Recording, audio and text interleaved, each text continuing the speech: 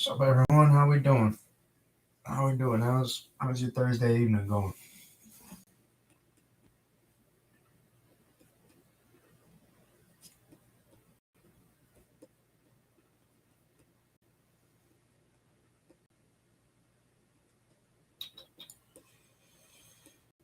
I gotta do this too. Otherwise, well, nobody got stream will get messed. YouTube's gonna mess with the algorithm. Otherwise,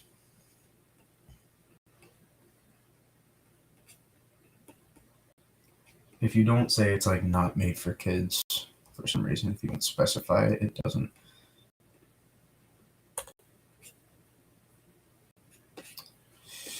This little thing right here, good to go. All right. That's what's left of Nicole. That's what is left of Nicole currently. You can kind of see what's going on. We break down here on satellite. This is, you can see the low level center spinning still. It's going to have a strong spin. It's still 992 millibars. It will strengthen a little bit too when it gets in it, when we see that stream interaction with the trough. But for now, you can see it. Nicole still have it, still, pretty, has some decent tropical origins. You can kind of tell that this is not just a full-on extratropical cyclone because it's being sheared a lot. It's being sheared a lot, and you can kind of see that, and that makes sense. It's also over land, and that's why it's weakened so much. It's self-explanatory a little bit, but just simple stuff. You just start. We always like to start from scratch, and here's our severe threat. We have. Notice we're being sheared off this way to the north. So if we have convection that's firing up this way, and we have winds in different levels of the atmosphere that turn, that's how we create that's how we create rotation in the atmosphere, and that's why we do have a severe threat for this area right now. We pull up the Storm Prediction Center.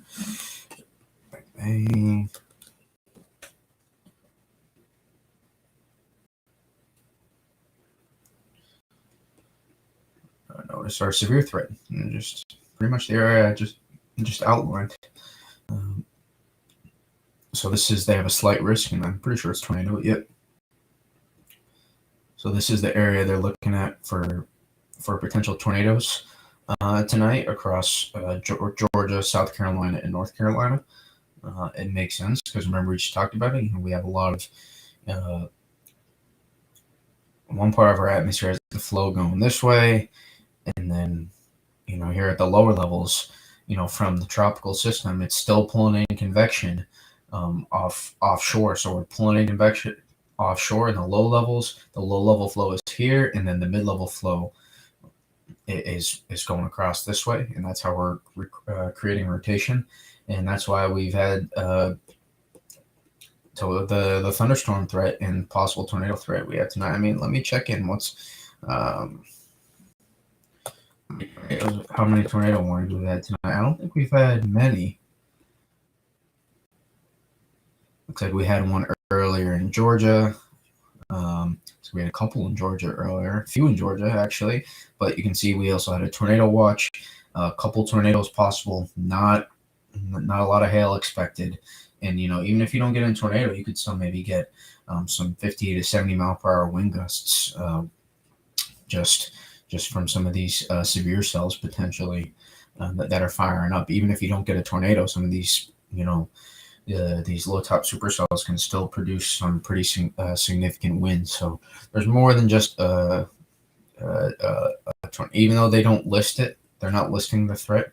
There's not a significant threat. Some of these storms that maybe are producing rotation and producing some rotation, but not strong enough to make a tornado, can produce some pretty gusty winds. So that's the current severe threat for tonight with Nicole. And then I'm gonna have to look off stream. We're gonna have to look a little bit closer. We'll look on stream too at the severe threat that I think is being underdone for this area. I mean, they're highlighting the Mid-Atlantic, but I think the Northeast is an area of concern as well. Notice I guess theoretically there's a chance for them to upgrade to enhanced, and I don't know why it keeps going away. There we go.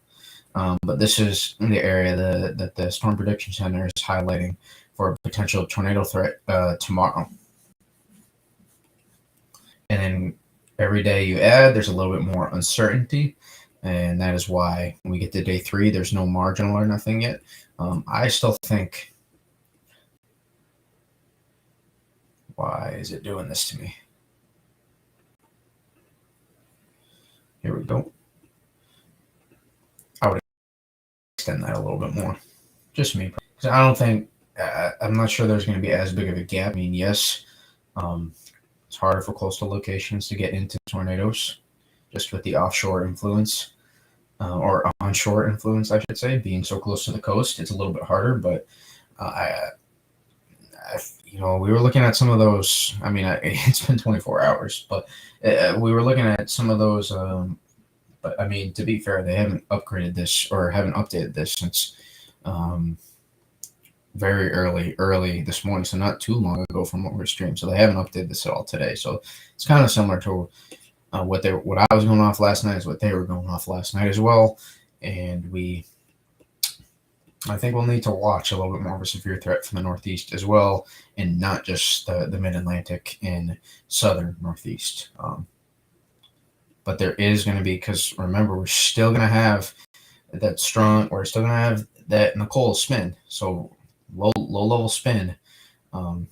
It's going to be, and convection still, with Nicole as close as it is, and we're going to see a little baroclinic injection. That means we're going to have, energy to work with and potential convection firing, given so close to the Atlantic offshore.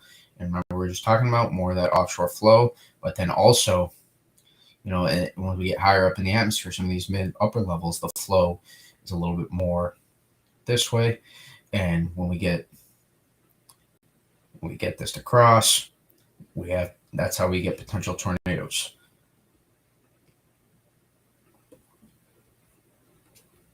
So that's kind of the severe threat we have going on with what's left in Nicole, and it's gonna be prolonged for a couple days. There'll be I don't know about like super strong tornadoes, but tornadoes are tornadoes. The person that gets hit by 100-mile or 130-mile per hour tornado, is whether or not it's defined strong or not by the categories is not. It's not going to care that much. I mean, yes. I mean, there's levels to this. I mean, EF1, better to be hit by an EF1 than an EF4, obviously, but tornado's still a tornado. My point is, and you don't want to get hit by a tornado, and so this is more than a non-zero tornado threat. And basically, from tonight, I mean, I'm cutting off short a little bit. I don't want to go against the Storm Prediction Center or something. I think from here tonight, I think here is where we'll have to watch. Anywhere in here has a non-zero tornado threat. And then until we get closer, these areas here have a more enhanced tornado threat, I would say, especially being so close to the Atlantic, close enough to the Atlantic without,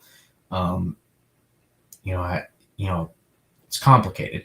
With tropical setups, it's not as bad to be near to the coast, but submarine influence, given the time of year, you got to remember too, it's a little bit colder, some of these ocean temperatures.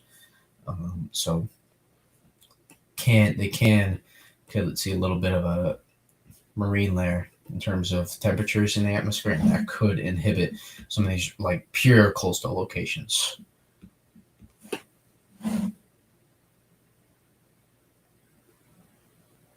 On the line again. I didn't even know. I was just drawing a draw. I wasn't thinking of you. Does that make you happy? Does that make you happy now, Bart? I was just drawing the line. Here.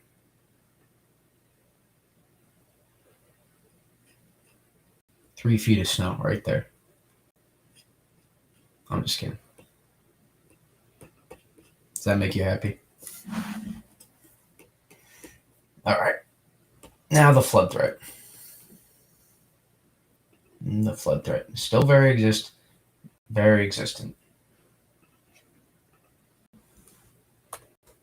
We're going to see a stream interaction, and then we're going to talk about after the flood threat. We'll get into the winter storm threat. Yeah, I knew that'd make you happy, Bart.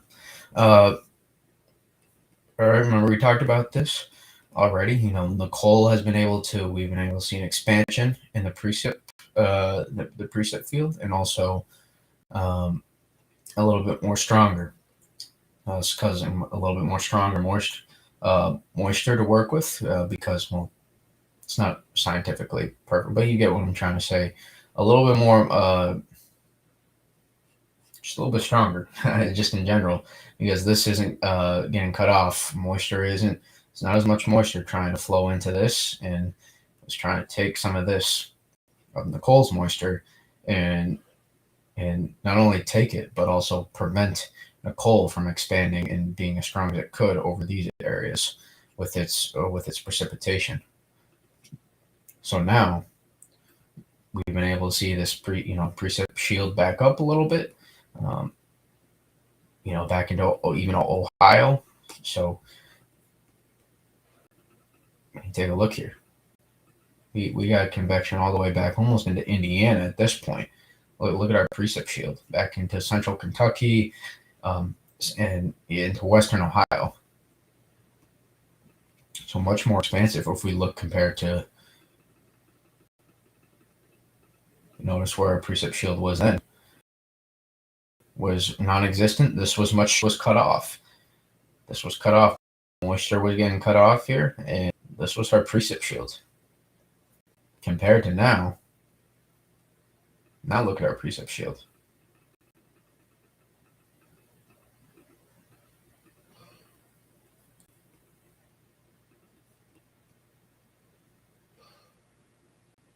It's not exact, but you get what I'm drawing. It's like a 200-mile difference right there. And that's the change we saw in models. In terms of totals, we can take a look at some of the different what models got. Looks like but remember we talked about, I thought they were going to juice these up a little bit. This is a little bit more. This is bumped up a little bit more in the GFS. Seems like it's starting to do it a little bit more accurately, I think. Like this was just 2 to 3 inches. Now we're seeing some more 3 to 4 pockets on here.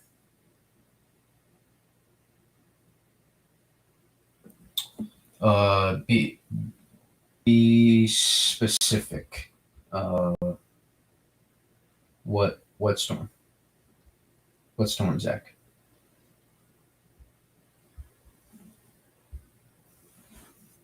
This one or like the winter storms? Because I'm about to go into the winter storms after the flood threat.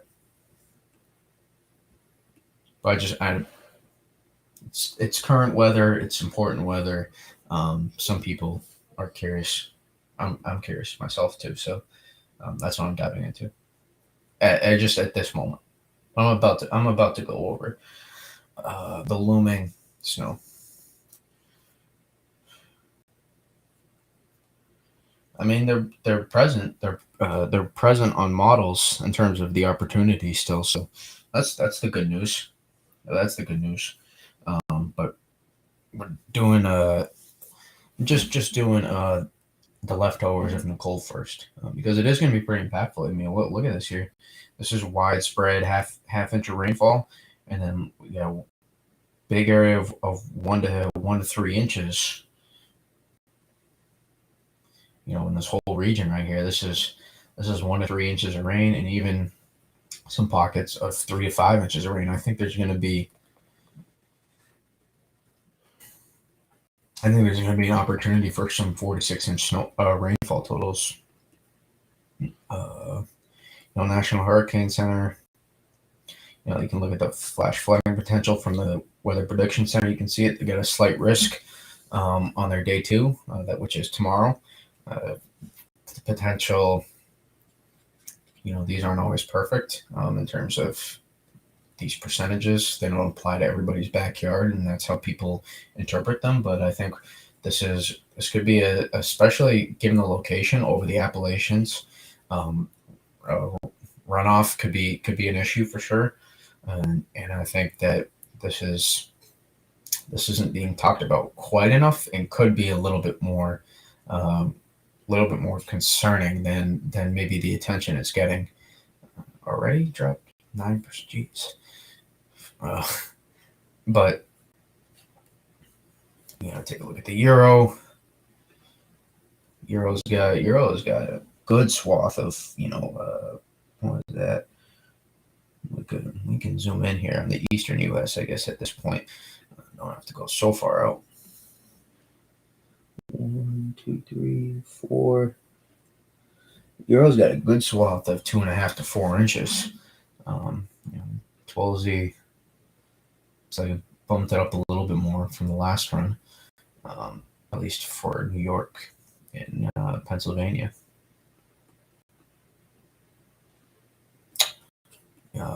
Canadian, I don't hold a lot on, but it's got a swath there. There's pretty widespread agreement on the models that there's going to be a band of 2 to 4 inches, and I honestly agree with the NAM more with some of these 4.5 inch. I just think they're underdoing and they're underestimating the extent of what that tropical moisture it pulls out of the atmosphere. It's significant rainfall threat, and tropical moisture flooding threats are no joke. They mean business. You don't have to see those big red radar echoes to get big rainfall totals. And I think given that there's going to be like a 6 to 12 hour period of this too, with pretty solid radar echoes according to models, and combine that with the tropical moisture we're working with in the atmosphere, I think it's going to be a pretty significant event. The 3K is goes really specific. So, but you can see it's picking up some of those pockets. It's gonna do better with picking up those really isolated pockets of maybe 5-6 inches of rainfall. I think there's a legitimate shot for, maybe I don't know about widespread, but there's a legitimate shot for some spots to see over half a foot of rain in a pretty short period of time. Seeing that much rainfall in a short period of time is how you get such significant rainfall. It's not your final rainfall total. It's how much rainfall you see in a certain period of time. People mistake that and think like, oh, well, if we get 6 inches of rain in this storm, then it's going to be a massive flood event. No, not you can get if you get 6 inches of rain, but if you spread it out over like a 48-hour period, it'd be an interesting storm. But that's not exactly, it's one thing like if 3 inches and 3 inches come really fast. If 3 inches of you get a period of 3 inches of rain and then another period of 3 inches of rain really fast. I'm talking like if it's drawn out, there's never a really heavy rain period, or if it is, it's pretty brief. But if you get 6 inches of rain over 48 hours, it's not exactly as big of a flood threat as it is if you get 6 inches in like a 12-hour period. That's much more significant of a flood threat, potentially a major flood threat, depending on where it is. And it is moving quickly, but at the same time, it doesn't take a lot of time to see a big flood threat. For some places it can just be 3-4 hours. You see like 2.5 inches of rain in 3-4 hours, and that's all it takes. This is pretty cool. I don't know, just caught my eye and noticed you can see like the spin. Some of these bands, these spiral bands, are around Nicole. That's kind of cool. There's always little cool things you can pick up when you're looking at models.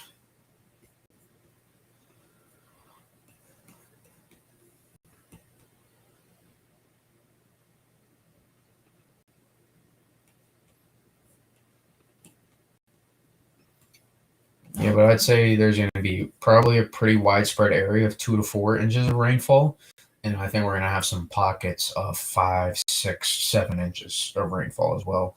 Some of these locations, and then you can kind of tell, this is where we're looking at for a potential area of strongest winds.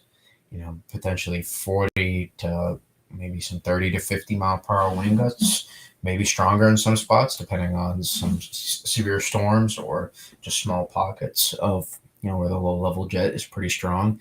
And depending on how the winds mix down in the atmosphere too, because if take a look at some of these winds here at 10 meters, they won't pick it up on land as well for some reason. They'll only pick it up on ocean.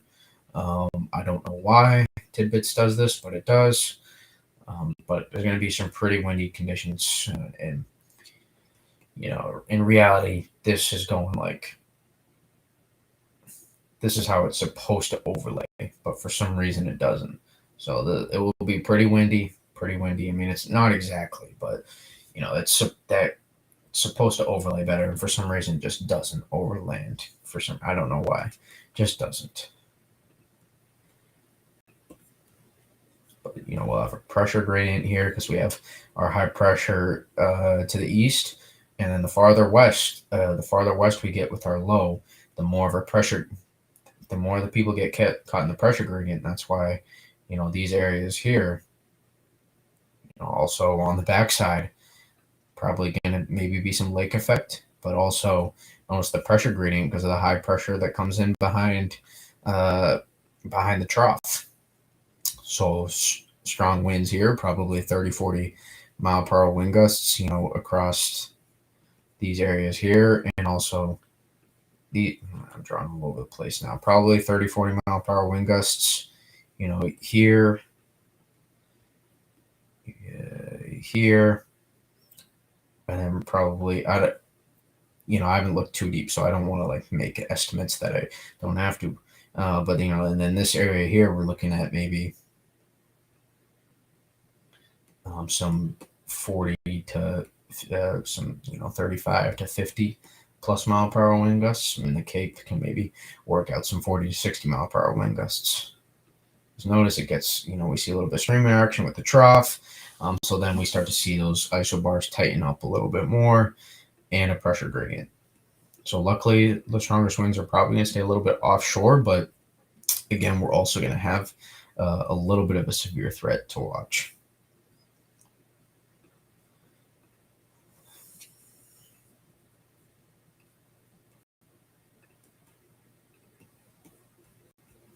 Yeah, any questions about the flood threat before we dive into maybe some snowstorm opportunities next week? We got some chances.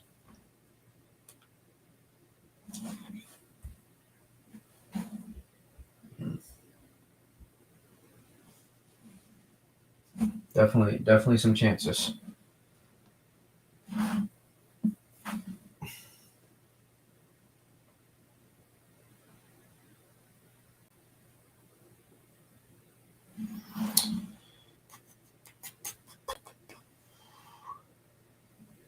Nothing.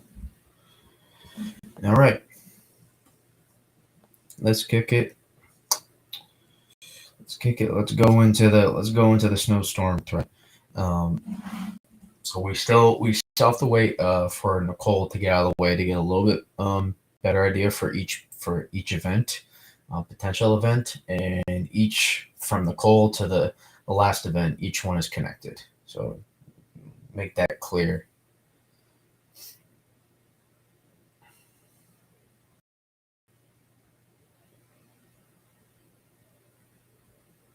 Or the 18Z what?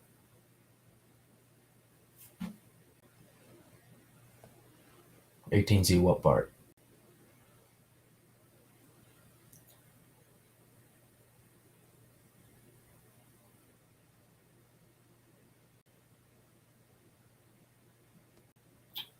$18Z GFS Euro.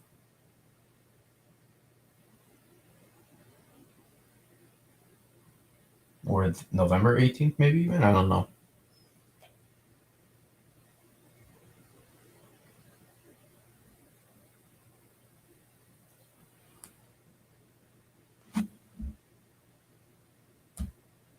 I'm sorry, maybe your part cut off. I meant what were you're just talking about, like the 18, what went on with the 18Z GFS run. I mean, let's just dive into it. Let's just dive into it. So every piece is connected, and every piece of the atmosphere is connected. Um, that was a little vague, but every vort is connected to the next one. So remember, we've talked about this in the past streams, and as recently as last night and the night before. The deeper we dive a trough, and the more amplified we make something, the incoming vort behind it is just going to be more progressive naturally, because this is going to sit behind longer. This will sit behind longer, and this will prevent this from amplifying as fast. Obviously, it's not going to amplify right now. It's not going to try to. It's caught in the flow. So what happens is this gets more caught in this past system's flow. It becomes a little bit more progressive, and then from that point, it's not able to amplify to the extent it did if we saw a run-to-run change the previous run, which is kind of what we saw. And why am I talking about this? What's the run-to-run change we saw? Started here. Bang. A little bit more progressive this run. A little bit more progressive with this run. Notice this is a little bit flatter. This is not as reserved, and a little bit more flatter, and gets stretched out a little bit. We'll switch to blue. Pink and red are not a good combination. This is the 0Z, I believe. I mean, I pulled up some 18Z stuff. But it was the 0Z. But so I remember I just talked about this. A little bit more progressive on this run. Notice what happens.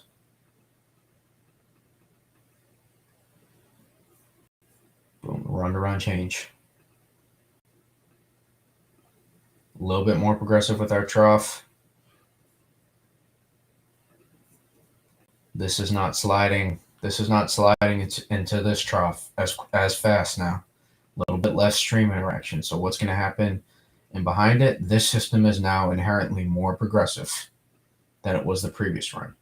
So if we play into the next, watch what happens. It's not. Listen, this is not a coincidence. The atmosphere. This is the first potential threat. We're well past any opportunity to get the trough associated with Nicole to be a snowstorm threat. At a certain time, there was a chance. That chance is, it is diminished very fast, and makes sense given the climatology and the setup itself. Combined with the volatility of it, it makes sense. But notice, remember we just talked about that. More progressive. So what happened from 18Z to 0Z? Well, this is what happened. We got look at everything gets pushed back. So now look at everything. Look at the whole picture. Look at the whole picture here. Look at every piece. Look at every piece of the atmosphere here.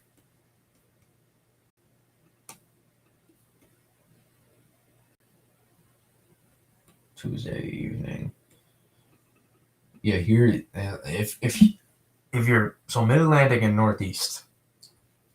I still think if you're Mid-Atlantic, what I'm gonna go over, and it's gonna make more sense in a second. You're gonna want this one to be. You're gonna want to just cancel this one. Just do not amp up as much as it did in this run. I don't think. Notice everything gets more reserved. Everything gets more reserved. Our stream interaction is now allowed. We're allowed more stream interaction with this vort. This vort became more reserved inherently, and also our connection to this piece, this right here, this confluence. There's less stream interaction going on now, so we can focus a little bit more attention a little bit more attention away from this. This is gonna get pushed back some, and now we can focus more stream interaction with this piece here. So we're inherently going to make this now, since we made this piece more progressive on this specific GFS run, now we are going to amp this up more. And inherently, watch what happens with the low after that, coming on short. Notice how much more of a stream interaction we have with this piece. Notice how much, how much more amplified this is. I know it looks farther back. It looks farther back, but in reality, this is much more progressive, smaller. It's not as expansive. It's vort. It's shunted off. It's north side. It's much more smaller of a vort piece. So what would we need? We need to happen is I'm worried we get caught in the middle. I'm worried we get caught in the middle. That's my main concern with this current setup. Given there's a lot. It's not a locked in high pressure for every system, and it's relying on confluence from each system to the next. So every system is super connected to each other right now, and that's why I think there's a lot of boom bust potential in this pattern. And there's definitely room for in between potentially, but there's a lot of boom bust potential in this pattern. Because if we get locked into the wrong scenario and we're stuck in the middle, and it doesn't. When I mean stuck in the middle from what I just said, and we could be like, okay, we're in between, where we got a little bit out of one system, and it wasn't a full loss. We didn't miss both systems. And the other way I was phrasing in the middle was, I don't want to be caught in the middle where we don't get either system, if that makes sense. So now if we play this run out, it's pretty strong southern vort piece just in general here. So this is, probably we're seeing some pretty strong convection. Not sure, given climatology, if it's cold enough to snow in all these places, but definitely some strong convection, and then start to see a little bit of a stream interaction. This isn't going to do a full phase or anything. Notice the angle of this North Stream. This is not a good angle until this gets past this latitude to potentially undergo a full phase or even a partial phase. Right now we're just at a stream interaction. This is just stream interaction. So we're pulling in a little bit of cold air into the system, and also some convection, which matches with what the P-type map shows, and that's why some Mid-Atlantic and PA folks get excited with this map, because it shows them a little bit of snow, a little bit of cold air, some decent convection. But this run specifically is for most of the Northeast is just caught in the middle of getting two bad misses compared to the potential.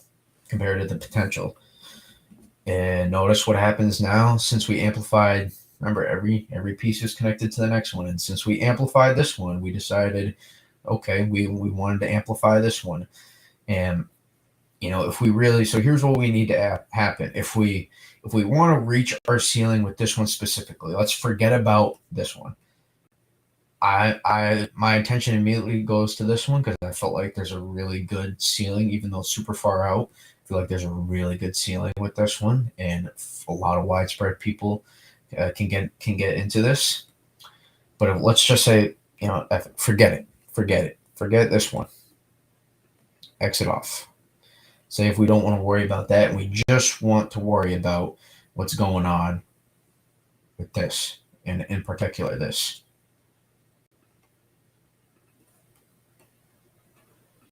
What we need here is we need the angle.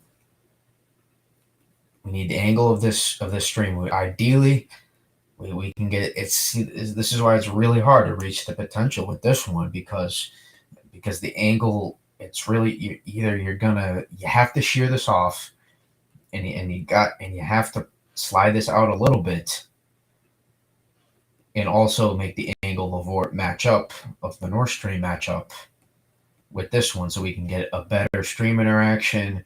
We can really juice the system up and help consolidate an upper level low. But that's super hard to do. The amount we need to slide this compared to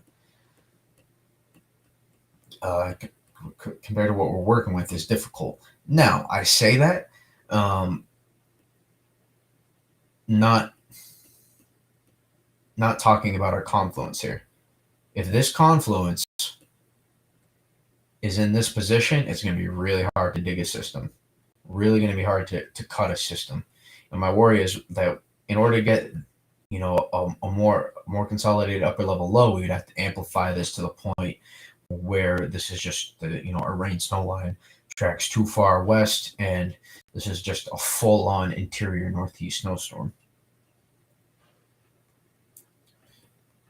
And if it's too flat, then it's a run like we just saw with the 0Z GFS, where it's a little bit of snow, and yeah, it was right. There's some snow breaking out across the southern, across Missouri and Illinois, and then also notice, you can kind of see what's this upper level low out here with our North Stream. You can kind of see that, and now these two are a little bit connected. We got a little bit of break in the precip here, but we do have a stream interaction going on at 500 millibars. You can clearly see, but this is just a little bit too progressive to work with right now. You can see that this angle at this point, it's not going to be making anything happen. If we were here, then I would say, okay, we can maybe work with that. It's for me, this one is going to be super compared to how hard it is going to be to reach the ceiling for this one compared to this one. I say let's not try to make this the priority to get this one. And it could be, some of the stuff I just explained that could happen. Maybe model runs are not as accurate with this piece right now. Maybe they're messing up the angle this comes in and the timing, etc. And maybe we can get some of those changes. But we need more visible changes in order to make this a viable snowstorm threat, not just a few flakes. I know a lot of people will just do fine with a few flakes. I do fine. I'd be happy to get just a half inch of snow out of these upcoming threats. It's November. We're gonna have plenty of regardless of whether they verify or not. There's gonna be plenty every winter. There's plenty of opportunities. It's just whether or not they verify. There's gonna be plenty of opportunities, this winter, and especially given that it doesn't look like it's gonna be at least a full-on blowtorch winter for 6 months. It doesn't look like for 5 months. However long the winter is. From now to April, basically, is when you can see snow. It doesn't look like it's going to be a full on torch of a winter for consistently the whole winter. So we're going to have opportunities. So I'm fine with us not getting a ton of snow, but I'm just saying, if we want an actual snowstorm, we want a good snowstorm.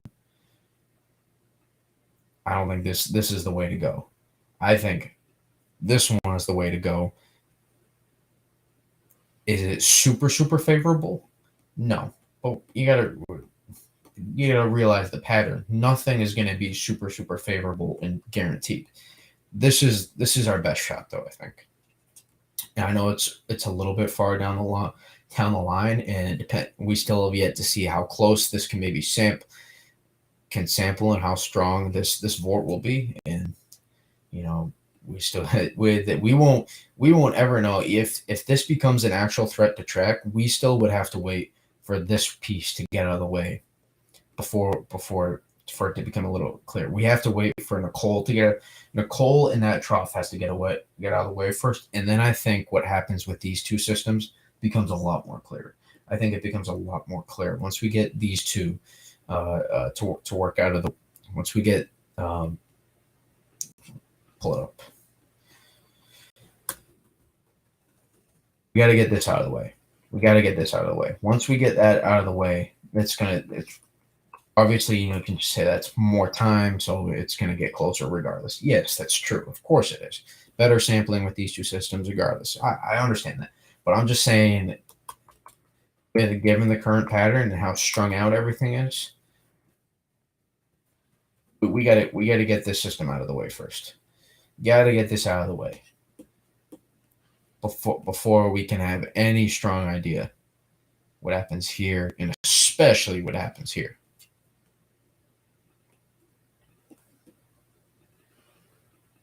And notice, since we amplified this piece more on that specific run, and it doesn't even allow almost an opportunity for a phase. It just takes a little bit of that moisture, honestly. And now, since this whole thing is more amplified because that last piece was more progressive, not this one. These two are connected, so this inherently is more amplified along with the system that it just sheared off. This sheared off the system because this was a bigger animal.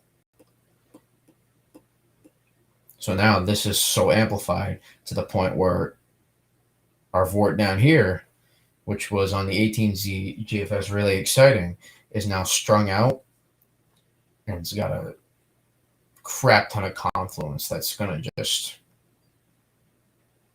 slide this thing off and probably weaken it a lot. And that's why it's not anything of super concern. Almost get a new trough basically out of it, and there's not a lot to work with here. Just some cold rain, really.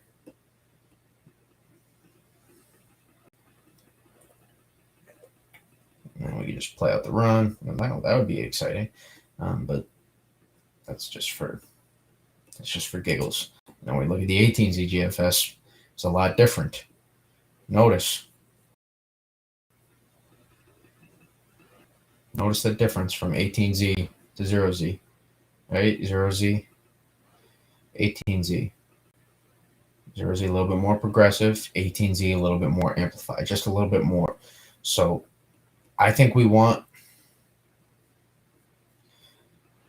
and then this is the the Monday, or this is the Tuesday, Wednesday thing.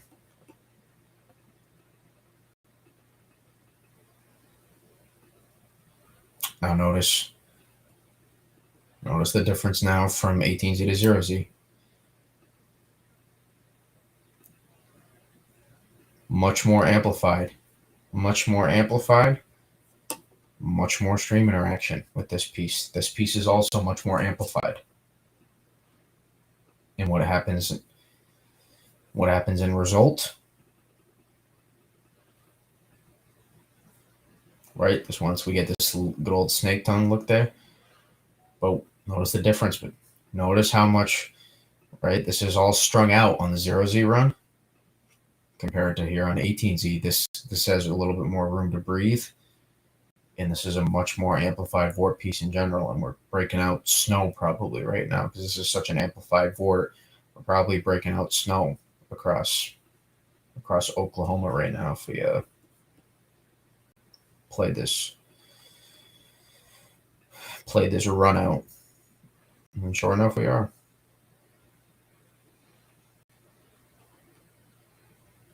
Where was the snake tongue look? Yeah, it was like right there, wasn't it? We played this run out. There you go. You got some snow breaking out. It's a little hard with given the time of year in thermals, but that was just in that specific run. And we even close off even our upper level low at this point, and we don't even have a chance to do that on the 0Z. And then we get it open back up, snake tongue, and then it kind of re-amplifies again. Doesn't ever close off, comes close to, but it's just still such a really strong vort, just in general. So you could get a really big snowstorm that was such an amplified piece compared to the 0Z run, the most recent, much flatter. And notice, remember we talked about the difference, and then notice the piece behind that on the 0Z And now notice this is much more amplified. So every piece, every piece in general to the pattern is always connected. But more than ever is this true right now, given we don't have a true high pressure locked in to really mess around and make its impact on each storm. Whereas we're relying on each storm itself, the tail end confluence, to work as high pressure right now. And we got cold coming in from these systems here. So a lot of these systems don't have cold locked in out and ahead of it, or at least super, some real good, Arctic air locked in. And it makes sense. Also, we're November. It's hard to get that super cold, but just saying what it is. That's the GFS. We take a look at the euro.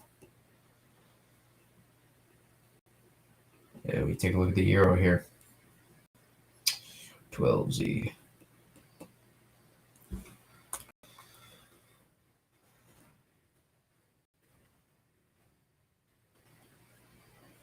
That's the euro. And that's the GFS. Pretty similar. It makes sense given the time frame. It should be relatively similar. And this is 18Z. But how much did 18Z change from 12Z? A little bit more. 18Z looks like it was a little bit more progressive with this. Or no, 12Z looks like it was a little bit more progressive. 18Z looked a little bit more amplified. So the euro, it looks like the euro, we still haven't seen 0Z euro yet, so it's hard to say whether or not, because 18Z GFS looks super, super good. So we'll see what the 0Z does with this trough.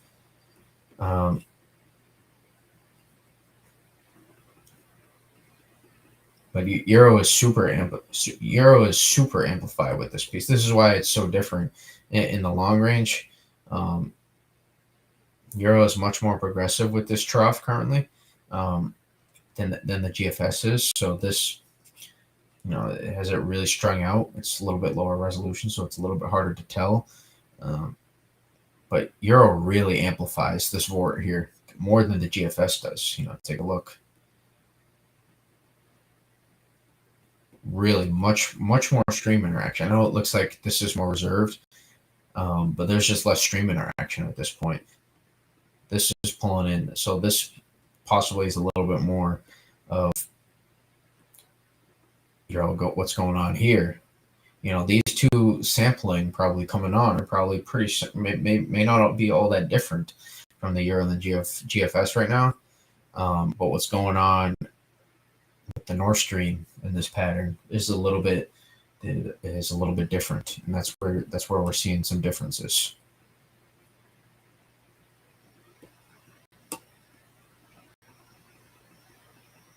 So we're super amplified with that. So this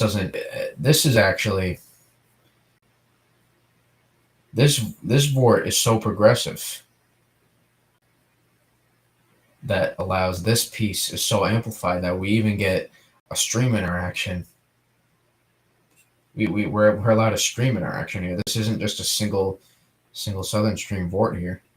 But at the end of the day, everything is just so. Someone said it, cluster F's right now. I'll try to keep it PG-13. So cluster F right now. Everything is so connected, and it's kind of perfectly sums it up. This is too close. This is just kick. This doesn't even allow this to amplify. This is just kicking this piece into the east. So never have a shot. Now this one you could have a shot. That one looks intriguing, at least. Just a little late. But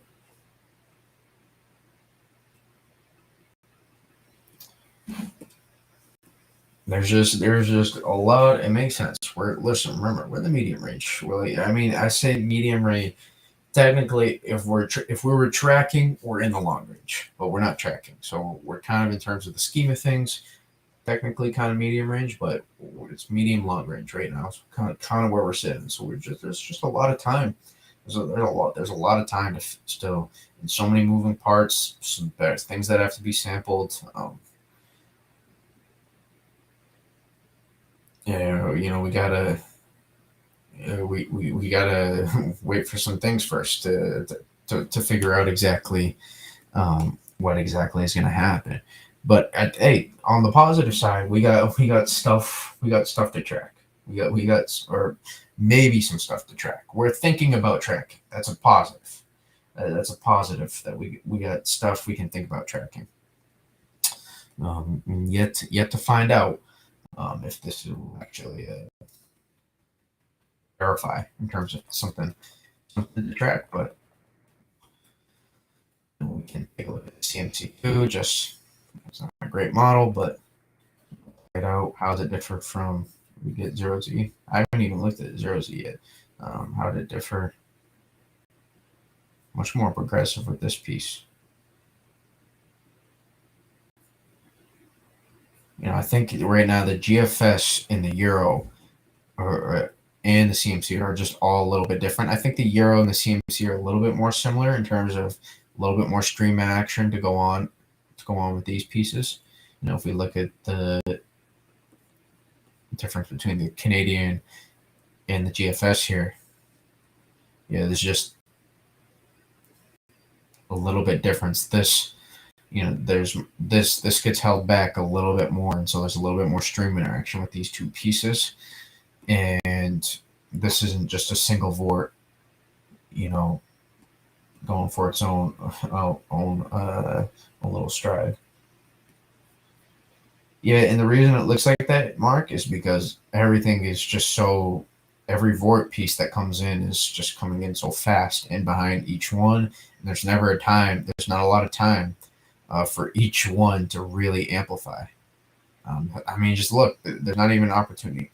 Not like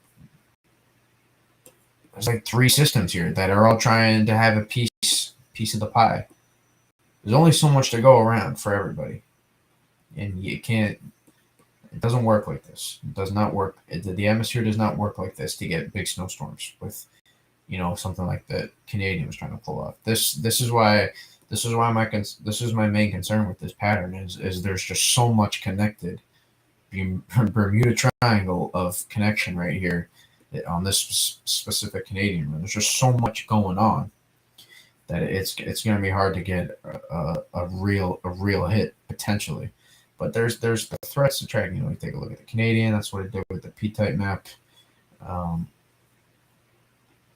wants to amplify, just can't amplify. You can see it wants to amplify an upper level low right here, and to kind of be just like a cutter almost.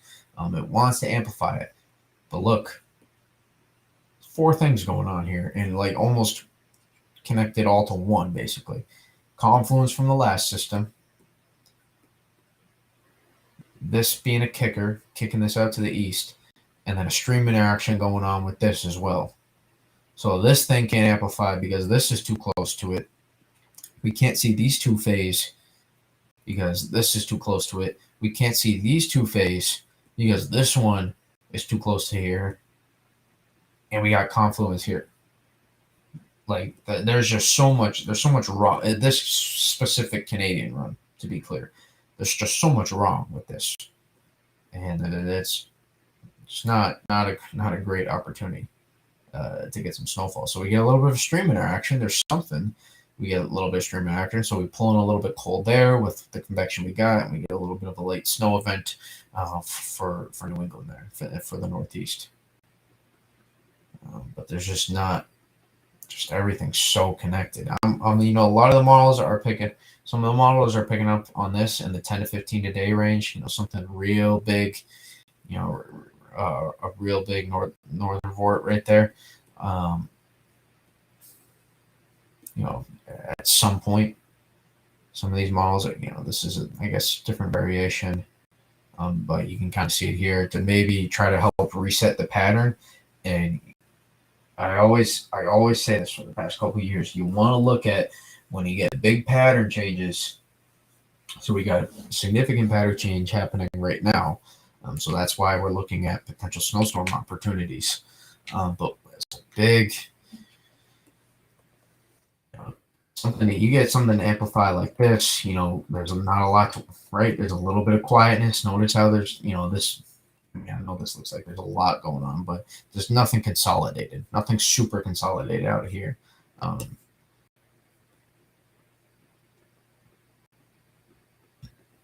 So that gives us an opportunity to get something. And even then, if we were like analyzing the 350-hour GFS, this would need to get out and head more front, and we'd like this to dive down deeper. We'd like to shift everything that's happening here, like 300 miles southeast, in this out ahead of it, more in front. We're breaking down the 13-day GFS, 14-day GFS, whatever it is. You can kind of see that. It looks messy, but it looks messy because it is messy. If we were breaking down the 0Z 384-hour GFS. But we're in a messy pattern right now. We're in a messy pattern. There's so much going on. Which is fine. It's November. It's November. The expectation for November is like a half inch of snow in total. At least for me. That's all I ever expect. December is a little bit different. December, I'm expecting we can get hopefully one snowstorm. My expectation for every month of the winter is we can get one good snowstorm. Obviously, it never happens like that. But that's the expectation every month, that you can just try to get one really good snowstorm. Well, there's just so much going on right now, and the 18Z GFS was much better, and the 12Z GFS too was, because of the changes I talked about. This was much more progressive, not stream. Look at the difference. How these two are modeled. A little bit different with this piece right here. This is not working to try to be a big stream interaction. Instead, this is basically going to work as confluence that will get kicked out, and we can allow this vort to, it's going to open up again, but then still amplify, and that's how you get a good snowstorm. I think the GFS messed up some of these thermals, but man, I'll track it. Give me that like 4 days out. I'll take it, or something to work with, something to track. But we just don't have it. Just don't have it on this specific run. So remember, this is a super volatile pattern. Maybe not as volatile as the changes we'll see with the last storm. With this current storm, I guess you could say, not the last storm, but we got to wait for this. I think stuff becomes a little bit more clear after this weekend. Obviously, I said it again, the more time you get to work with, the more you can get. Stream at 1 a.m. I mean, this is not even 1 a.m. This is already now late. I mean, you can go look at some of my other streams. I've streamed at like almost at 3 a.m. before. I'm just streaming. This is not a problem for me. It's not really that late for me. I'm kind of a late person anyways. 43.5. That's a bold prediction right there. 43.5 inches of snow for Central Park.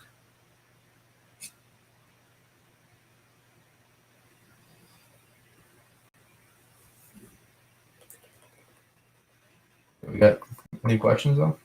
Any questions? Happy to answer. I'll give you what I know. If I don't know, I'll tell you I don't know.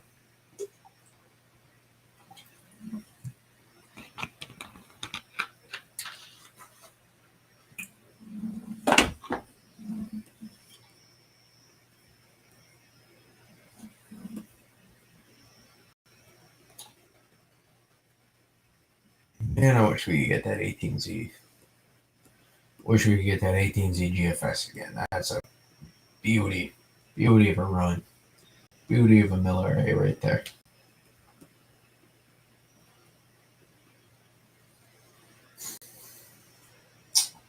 Soon. Yeah, marginal temps relative to climatology.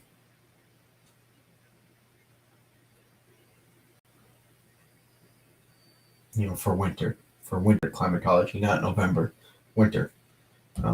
Just it's a little bit early to have any expectations, but I never said expectations. The only expectations I have are potential storms to watch, to track. That's really the only expectations I've ever set for potential snowfall events. I know I described the most recent one as the first real threat. And I was trying to use threat really loosely. Threat, not like a threat. Um, I was trying to use it pretty loosely there when I put that tweet up.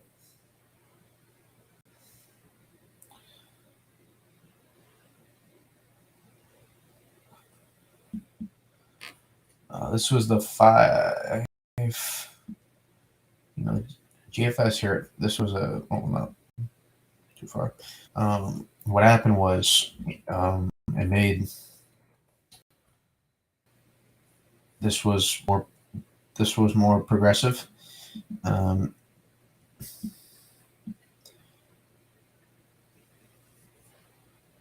What? Hold up.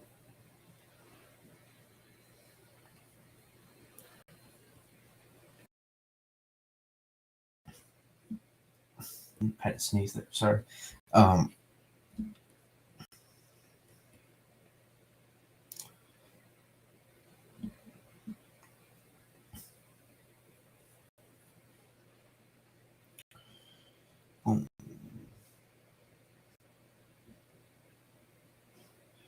Well, we were more progressive on this run, notice, with this trough a little bit later of a negative tilt. And what happened was we allowed more stream interaction. We had less to pull in here and more available pulled down into this system, and we helped amplify this system more. So inherently, we made this more progressive, made this more amplified, and that's why we got a little bit more of a signal.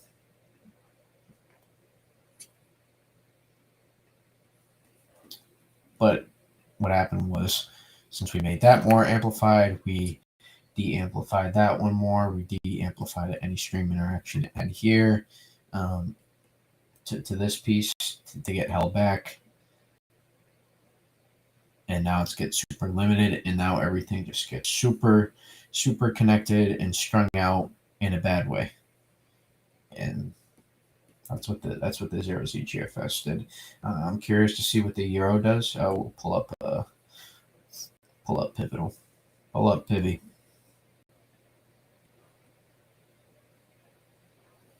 Euro's just loading out. So we'll see it as it happens. Get 500.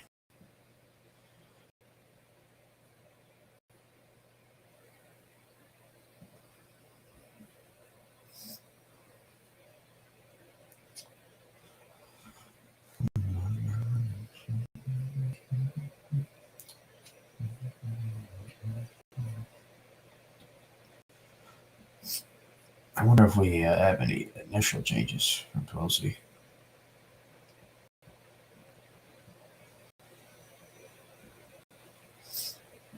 Let's take a look. I may be able to tell right away how the whole picture goes.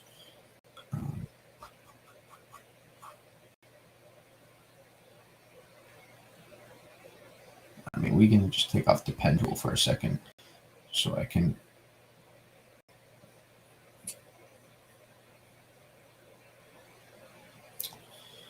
get these ads off here.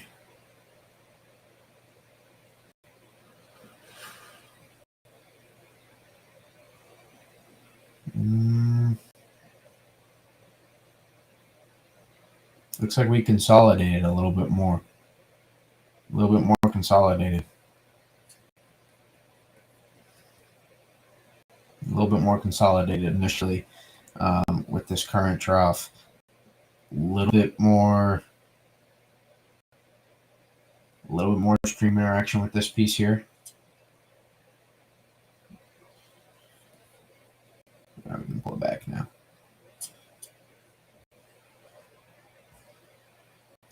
Bro, pivotal with these ads, man. I get you got to keep the website running, but geez, they stuff them down your throat, man. Just put up one area of ads on the website. I'm not buying. I mean, I guess I could just log into my account.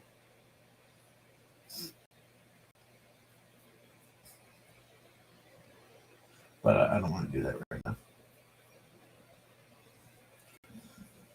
Can't give away my passwords. I mean, I could, but I don't want to stop the stream. It's fine. We'll go pivotal free for now.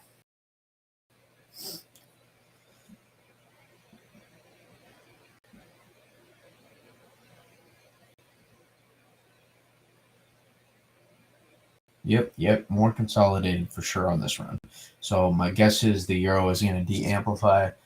The thing is, though, I mean, honestly, it could be a hit with the euro. Might be a hit with that Tuesday one,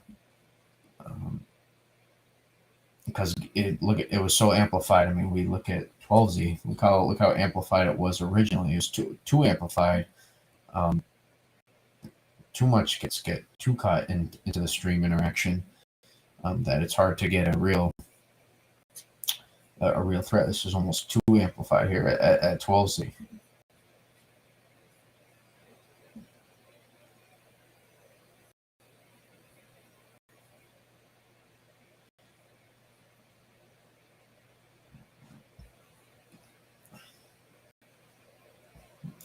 Take a look here at the P-type map. You can kind of see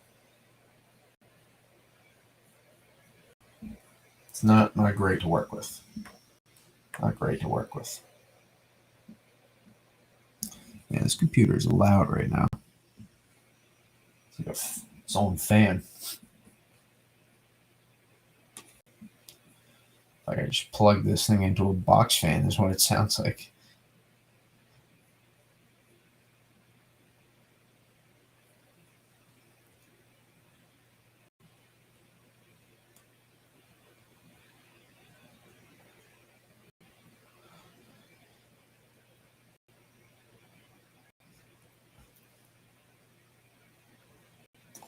Yeah, it's definitely more reserved this run with this trough. It's going to be. So the question is now, to what extent? How much does this affect the next the Tuesday system to come in? How much does that de-amplify it from 12Z? That will be the question ultimately.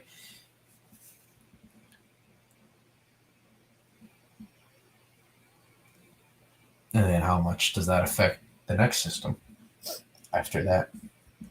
So this is basically for the next few days until this gets out of the way. This is basically what I'm going to be looking at for run-to-run changes in every run. This is why I talked about that in this tweet. Where was it?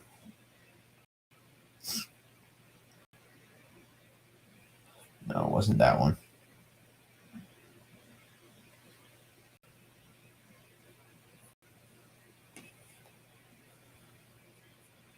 Which one?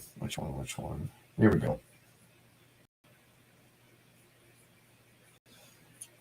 Talked about this. I was saying, in my opinion, we don't want this one. I don't want this one to be weaker. So we've been talking about the whole time because I think there's there is a higher ceiling with this one. There's a much higher ceiling with this one than there is with this one. I mean, I have a pen tool now, so I don't think this is the big show. I think this can be the big show. I don't think this has ever has unless we see some. Yeah, to explain to you what we need to change. And it's some pretty big stuff. Even for the 5-day range, it's some pretty big stuff. We have to change the general pattern, basically. It's a little bit hard to do. I mean, not the general pattern surrounding it, but we have to change the general orientation of these pieces of vorticity. These pieces, we interchange vorticity and energy with each other, just for simplification terms. It's easier to say, easier off the tongue. And vorticity can sometimes sound a little bit intimidating to some people. And they immediately go, "What the frick is that?" So I really do think we want to de-amplify this one. Why'd you get so much smoke? We want to de-amplify this one, so we can separate separate this from that. Allow this. We just want a nice Miller A. Give us a nice Miller A. Maybe it's gonna slide like this. Give us a nice Miller A. Stick the upper level low right here. That way you do that, then you get boom, all these places. All these places can get into it then.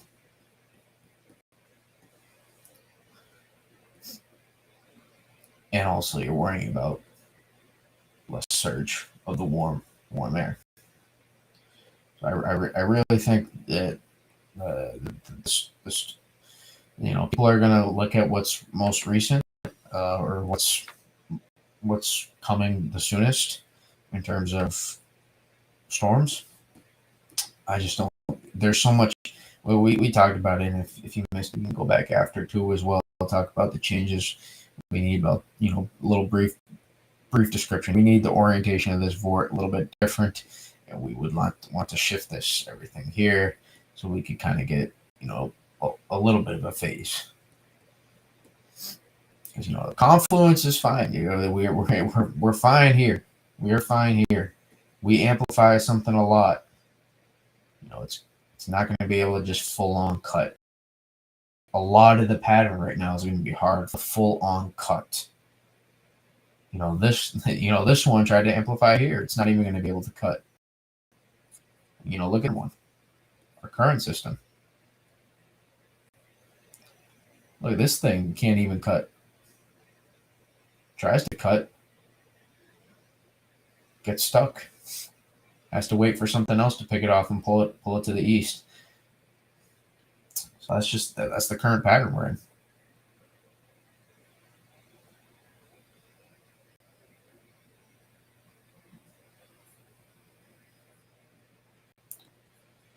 Again, though, I'm just gonna keep harping on it. That's the one I want to work with eventually down the line. I like the potential. I like the potential with that one. I don't know why this just fast forwarded me so many hours. I was at 144. You can just see, how much less sheared off that it is. How much more pressed down it is on the zeros. How much more pressed down it is on 0Z than it is 18Z.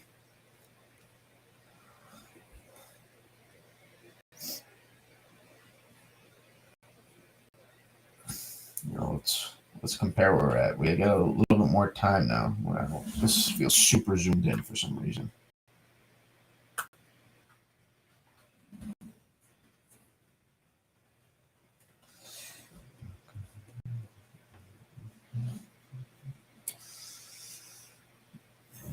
GFS.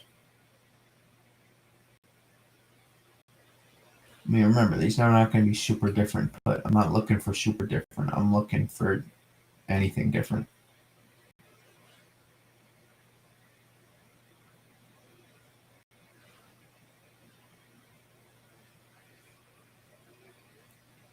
Looks like GFS is even more progressive.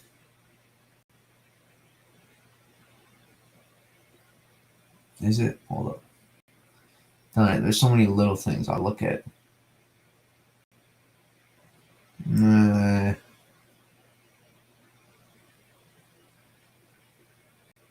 Yeah, not quite. Yeah, Euro is still less because with this piece is still there's not as much stream interaction still with this piece in this piece here. Still not quite as much stream interaction.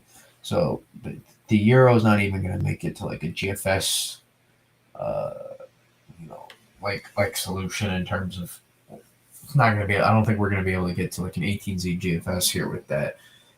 That system like 180 hours out. But maybe it could get interesting for the Tuesday one though. I'll say that. Just this specific run. I remember the latest run is not always the most correct run. It's never the correct. In reality, nothing is the correct run. But if we're going to really get into semantics.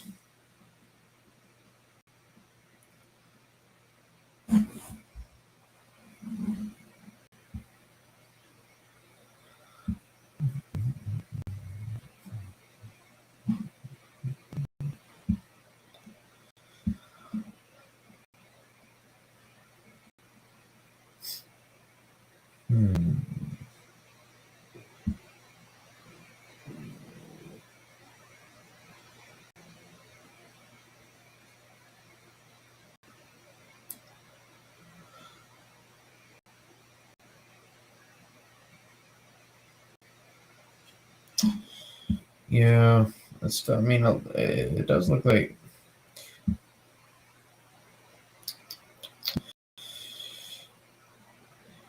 You gotta remember live analysis. Live analysis. I'm not usually talking during my live analysis when I'm not on stream, so I'm concentrating.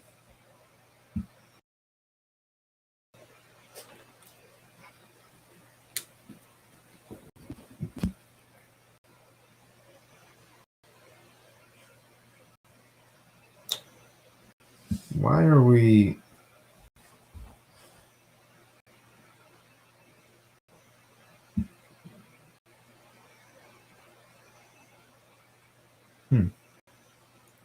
I'm curious to see what it does with this. I'm curious. I got some questions of curiosity. See how it plays out because it looks like.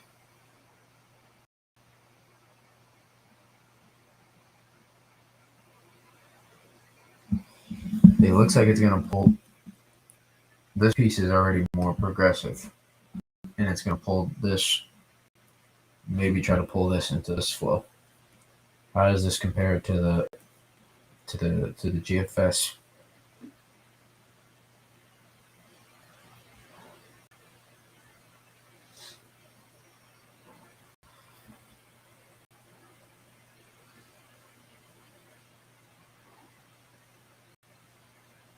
Yeah, this is just a little bit more.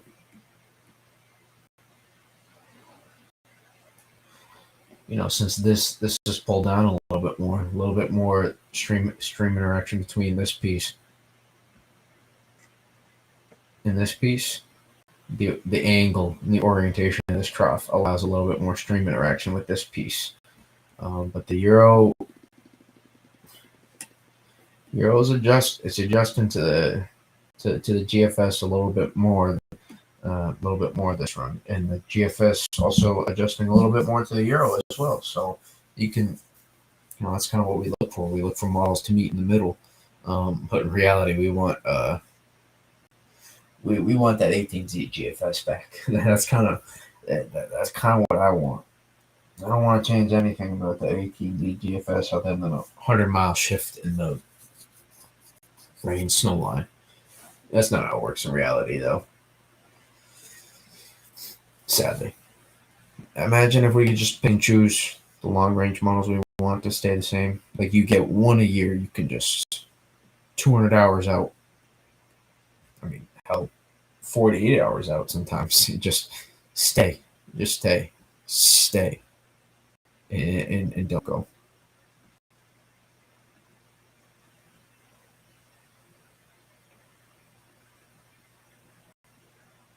But you can just see, notice this piece right here. Just a little bit more, stream interaction.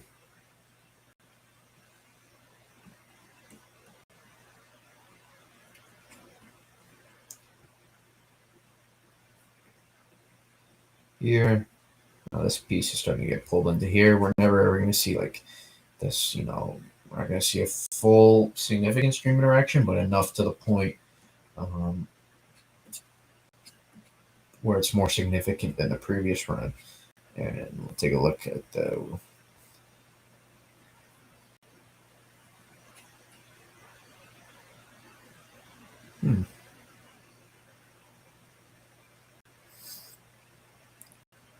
Honestly, it looks like it's amplifying this even more. At least in the beginning. I mean,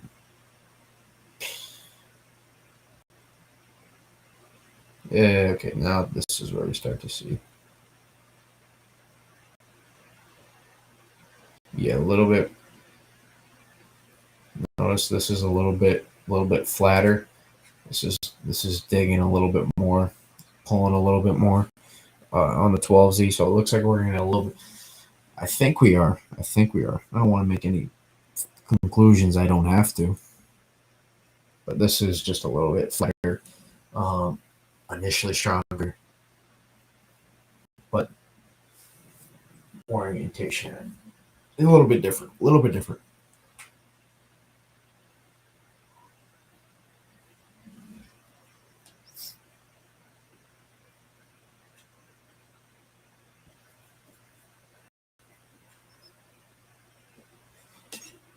Okay, so I like to see how runs play out.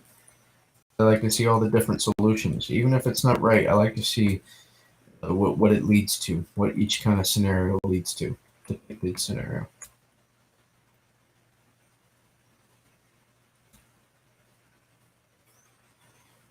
The miss, it's a miss, but these people get in on a little bit of coal there left. And that would make Justin WX happy down in Georgia, North Georgia. This run, we call this one a Southern Salada right here. But even then, this is how you're not getting this. There's not a high ceiling for the Southern people if that's, you get something like this. The CMC is a good middle ground right now in between the GFS and the Euro in terms of the medium to long range. I'm not sure how to. It's hard to compare all three right now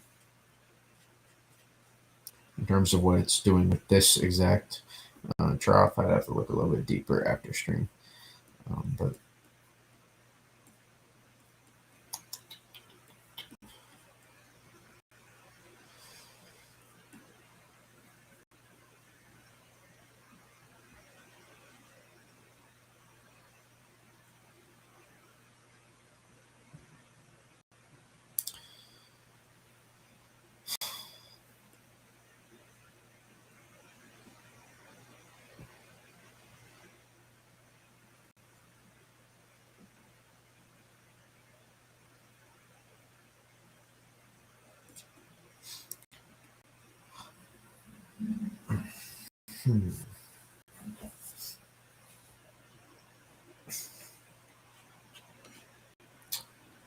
I don't know, for the couple people left in the chat.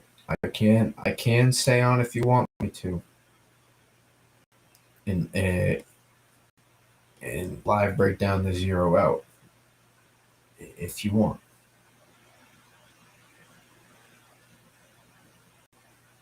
If you don't, make your voice heard. One way or the other. May get almost 1-on-1 or 2-on-1, whatever. It never tells me how many people are left in the YouTube chat. It always lies to me. So.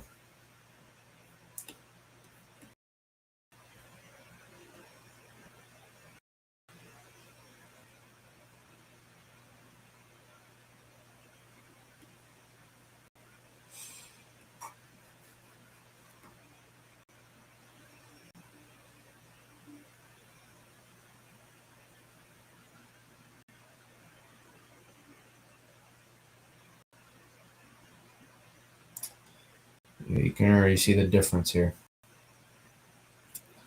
It's just much more. All these are more. All these are much more connected. All these are much more connected here on the euro.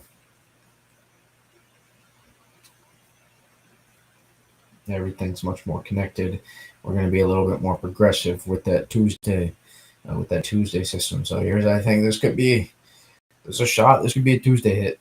Or I said this in like hour 12 of this model run. I'll be a little bit more clear on this frame too. So now it's starting to separate a little bit more, but still notice. Look at the difference here. Look at the difference here. Lack of stream interaction between these two pieces.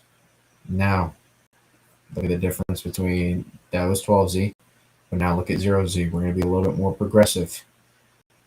Notice, yes, this is farther back. Don't confuse it. This is a little bit flatter. This is being pushed down on because it's being pushed down on because now it's being connected into this stream interaction here. It's being connected. You know, like this is all connected. This is one big cluster. You know what? And even this is pulling down, pushing down on it too. I mean, I'm telling you, just just a beauty of the atmosphere standpoint, it is zero, zero in terms of the beautifulness here at 500 millibars. Looks like Maine gets in on some snow though. I mean, I guess I didn't. When I said this was the first real threat, and I guess it's going to hold true for some of these Maine folks and Maine Canada border folks. At least I will take a small W there. Not for the Northeast though. Not for most of the Northeast.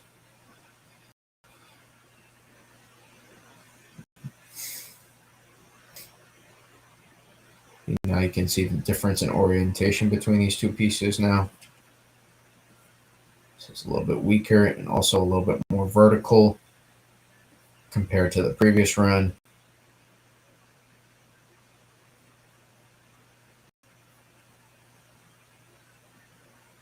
Now look at it. Notice the difference. This is more reserved.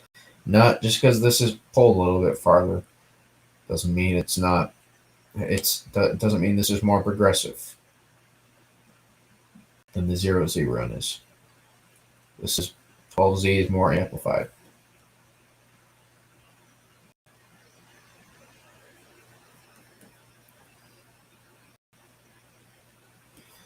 Curious difference here between the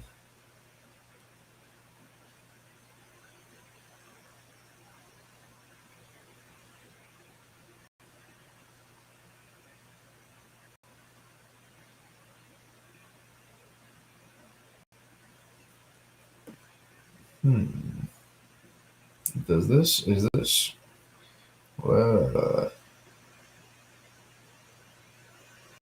yeah, this is the same piece.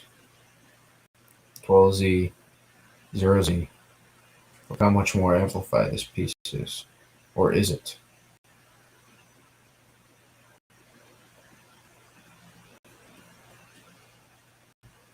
Because before it looks like, yeah, so it looks like this piece before.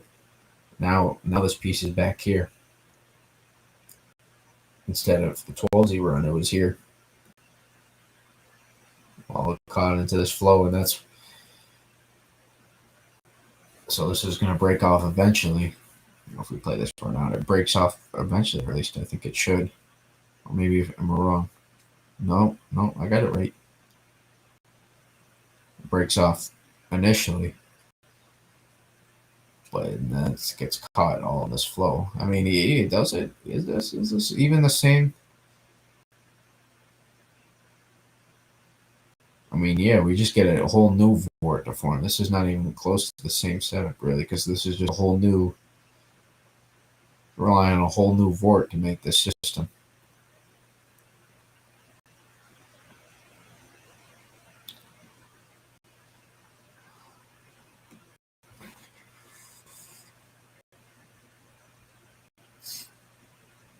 Not that there ever wasn't gonna be for 5 days out, but definite changes. GFS and Euro much closer together these runs.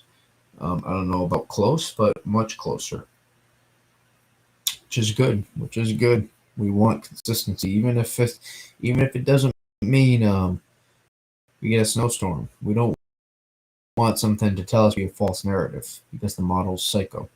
We want model consistency. That's what especially for when we do get a snowstorm. We no.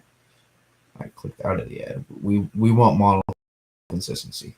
That's what we want.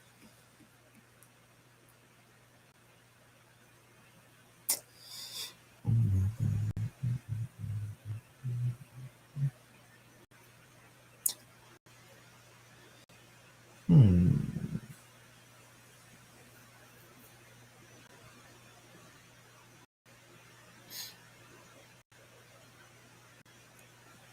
Huh. Interesting.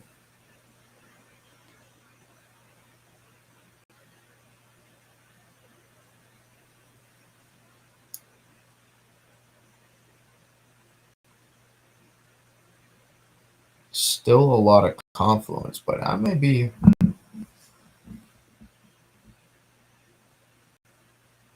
We'll see. This is really differently modeled here, but this.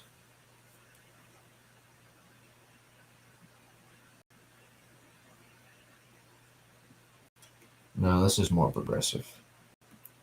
This is so. Here's the thing. This piece is more progressive, but it's possible. It's possible. But our 12Z, our southern board was way more amplified compared to now. Just more amplified. So this being less progressive, it's possible this may allow for a better stream interaction. It's possible. It's possible.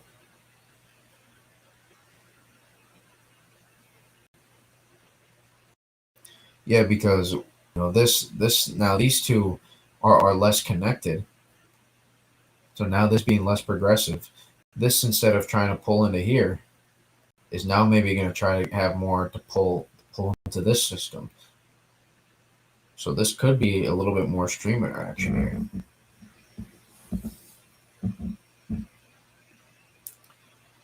But I can't, for the few people in here right now, I really appreciate you. By the way, too, it means a lot. Means a lot that you stuck with me or in and out have stuck with me throughout there. And you went in and out of the stream, but you're here now. I appreciate it. I'll remember the people that came in a lot of these streams more than the people that come in the winter streams probably. Just because if you're here, you're here more for me and myself rather than just the information you were trying to get, which I don't have a problem with.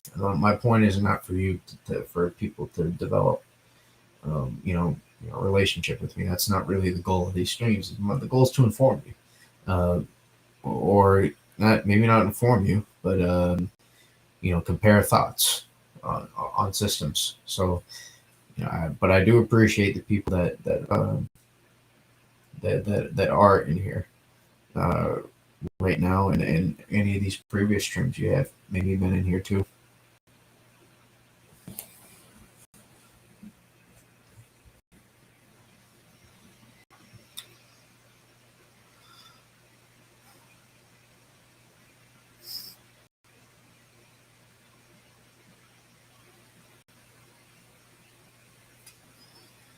Yeah, I mean, it was possible. It was possible we could see better stream interaction, but this is just way too caught behind. Way too caught behind. But this will be more progressive in general. You can already see the height lines out in front of it, build and cut down, confluence out here.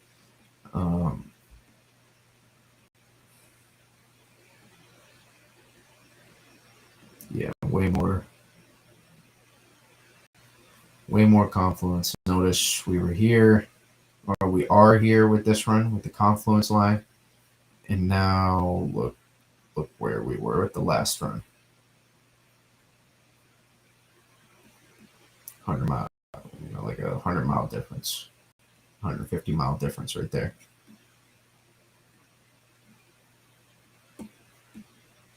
I don't want to say big change, but because it's 5 days out, what was I gonna expect the same exact run to just spit out perfectly? But it, I report what I see.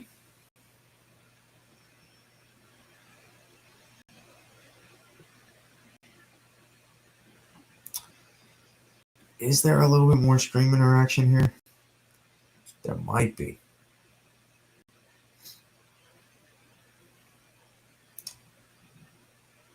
But what is going to happen here though is this was progressive enough, and this piece was progressive enough to the point now where this vort was back here. Now this is going to completely miss the stream interaction that's going on here. So it's going to miss all this. So we're going to see what it actually is going to try to do here. We're going to get a better view. You can compare it to the GFS. We could use for reference.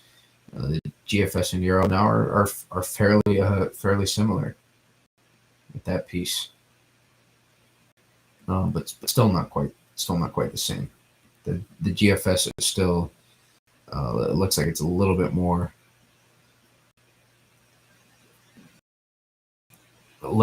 reserved still and more progressive with this piece. So I'm going to be curious to see what it does. I'm telling you, Euro for Tuesday could be real interesting on this run. This might excite some people on this run.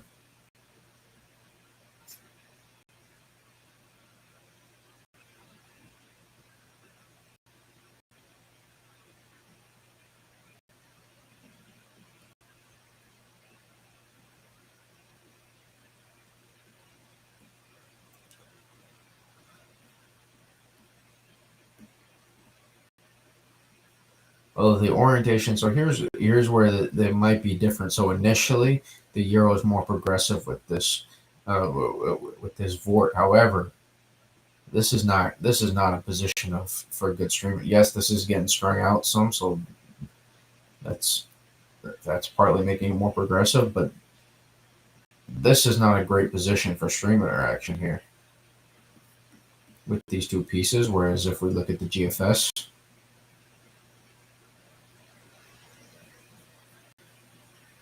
Notice this is stronger at the moment, but this is an orientation for better stream interaction to pull this thing in.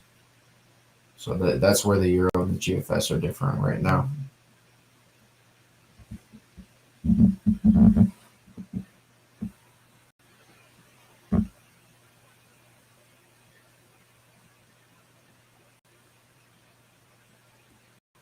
Let's take a look at what it's doing at the surface.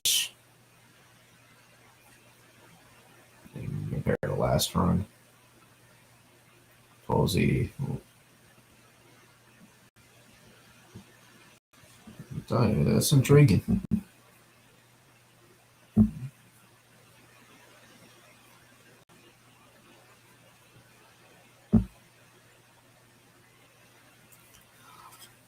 This system in particular is a little bit more traditional, high pressure to work with.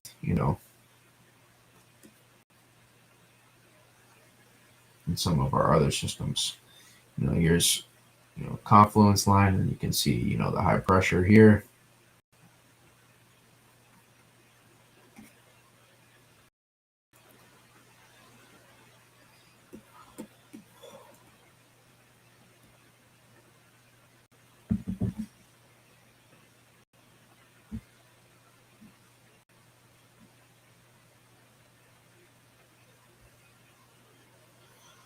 Now I'm curious to see where this compares to the GFS. Yeah, notice much more stream interaction here with the GFS than the Euro. So here there's some differences here with this stream interaction. So this, I'm curious to see. Lost connection.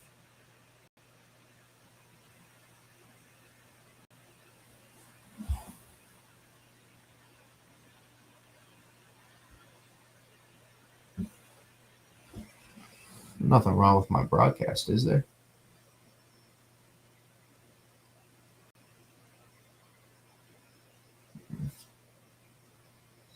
Maybe it was just my iPad that lost connection to the stream. Seems like we're running fine.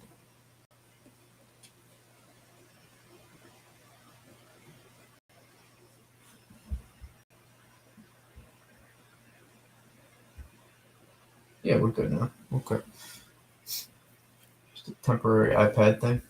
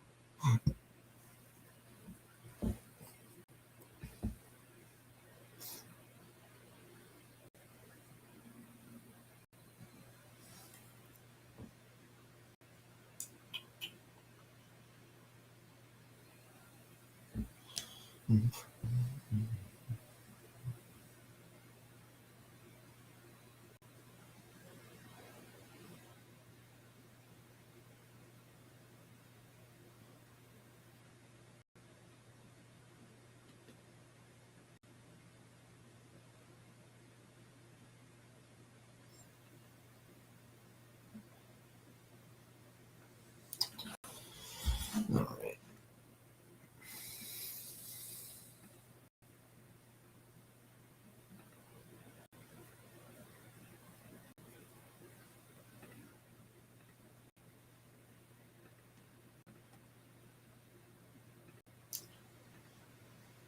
So it looks like we had a little bit more stream interaction. Here. The orientation of these pieces is a little bit more progressive, so this was able to kind of be its own. This separated from here. This piece in the 12Z Euro. This piece in the 12Z Euro was locked into here. Now this is going to have an opportunity, unless it gets strung out here, to kind of go on its own. But we take a look. What it did for the Tuesday, Wednesday system. That's interesting. So I guess the Euro is potentially making a way where we can maybe get into the Tuesday, Wednesday system, and maybe get into the one after that, unless it strings out this piece, which it's possible it's about to do. And no, it looks like it's going to hold its own a little bit. I'm curious to see what it does with this piece.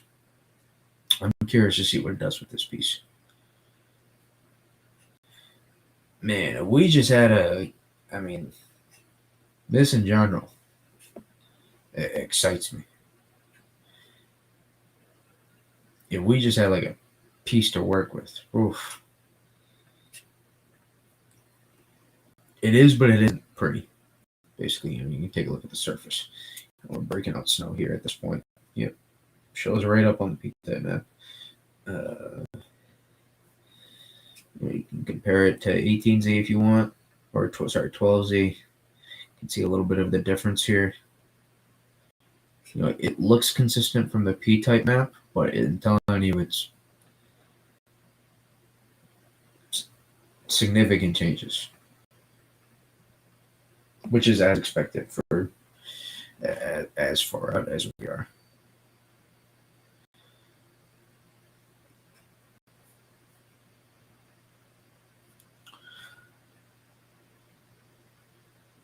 So we have a little bit better stream interaction this run. But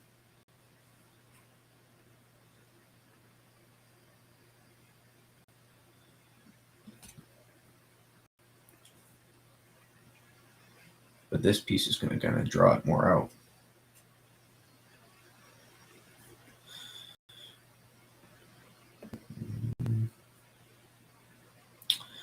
I don't know what the Euro's doing with this piece down here.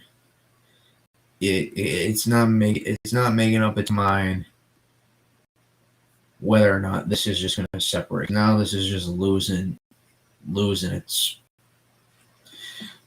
will to live, basically, and just giving up everything it has to get in this massively drawn out. I mean, this is diving in right here into this system. I mean, basically what the Euro's trying to do. Yep. Basically what the Euro's trying to do is form an upper level low now, right here. And this is different from any other run we've seen on the GFS or previous Euros too. It's not even close. Doesn't even give the chance to try to make one big amplified system. This would be a massive snowstorm for Southeast Canada. Let me look here. Yeah, that's a big time snowstorm for Southeast Canada there. So I guess it's a little, what we were talking about, what the Euro did it inherently by making, by initially making these pieces more progressive, we changed the orientation. If we back it up here, we changed the orientation of our North Stream to allow for a little bit better stream interaction with this piece, even though it was more progressive. We allowed for a little bit better stream interaction between the two. Play this through, and you can compare the last run, 12Z. You can see not as much stream interaction here as there is a 0Z. This gets held back. This was kind of mucking things up too. Now if we get the run to here, so we got some decent snow that's breaking out now across this area in the run. So I'm curious if we wanted to forget the system, which I don't want to. I'm not those 12Z and 18Z GFS runs, and even the 06 going all the way back to 0Z last night. There was some consistency from 0Z to 18Z GFS runs. There's 3 in a row. And I don't want to let go of it because that was a surefire way for someone to get a snowstorm, even if it wasn't going to be me or, even if it wasn't going to be anybody in here. Someone was going to get a good snowstorm with that kind of look. But model runs change. Models don't stay the same, even if we want them to. Ideally, we get that initial vortex, kick this down southeast a little bit more, and we can do the same with this piece, because this piece is going to want to come in eventually. Ideally, or if we get this piece to come in even faster. We got this piece to come in even if we got this piece to come in even faster, what's going to happen is it's going to push this piece off to the east. And if we just slide this a little bit more south, then maybe we can get a big upper level low to form, and we can be on the beginning stages of an upper level of a strong upper level low to form. And that's how we could get into a snowstorm, and then maybe these places get into a massive snowstorm. I know a lot of that didn't quite, maybe some of that didn't register, but here's what I'm explaining. This process to happen, if we could get this to happen. So yeah, this piece ends up just, maybe some of this gets left behind, but What happened? This big old trough here, really strung out. I mean, it's from here to here basically. Um,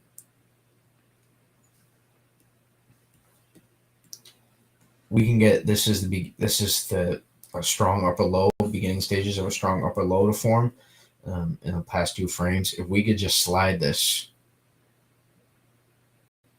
down here,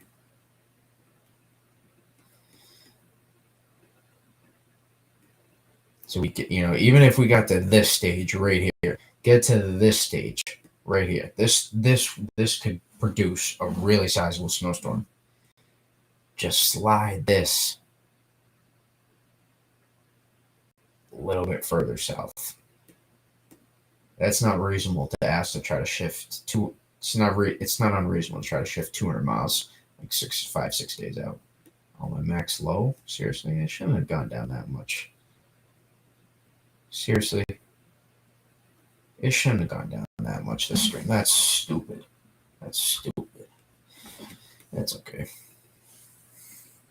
Be done in a couple minutes. Few minutes. Few minutes will be done. We'll see how this run finish out, because I want to see what it does with this piece. I kind of already know. It looks like it's going to string it out, which sucks, because I'd like to see what could happen here if we cut this off, broke these two pieces apart, back this up even more.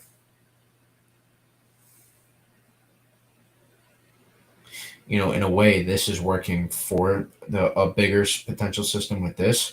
This is working for a big potential system with this, because this is pulling on the southern stream here. It's pulling on it, and instead of elongating it and potentially prolonging the time it takes for the upper level low to form.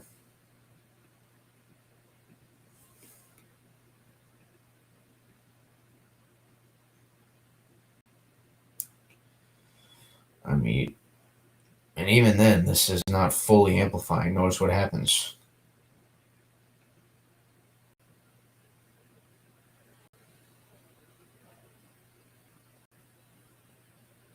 I mean, it's hard to tell now. It's kind of off the screen.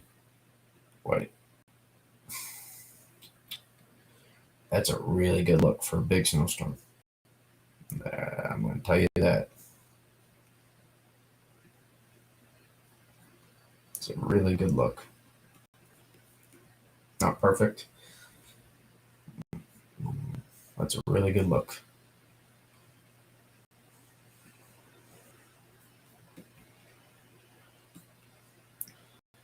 But this is just so elongated here too.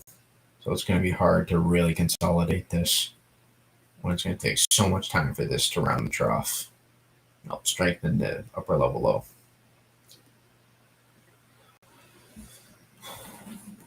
I don't know. It's not bad. It's not bad. I mean, technically, no, I still don't want to give up. I still don't want to give up on this one yet. I may have to. I just may have to, but I don't want to. I can't unsee what I saw. It's too promising. We're really zoomed in here. Take a look at that. 5 days out. I mean, that's a lot of convection. I mean, let's take a look at it. What did it do at 500? I mean, we already know, but I just wanted to see again. Yeah, that's it. Looks good. A lot of convection popping off here. Take a look at 700 too. Look at specific. We can obviously see the strong banding we have here, but also we would have some maybe warmer convection band, maybe.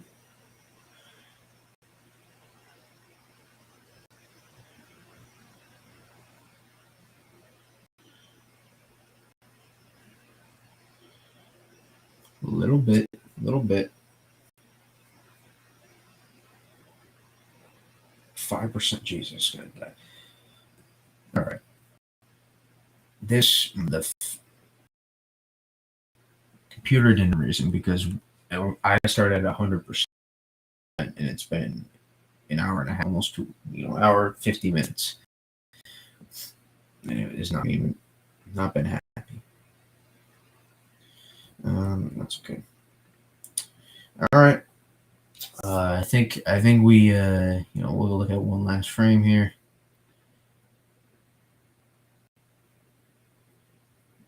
Not bad. That's some cold air coming in. That's some cold air we're bringing in. That could be a big pattern change.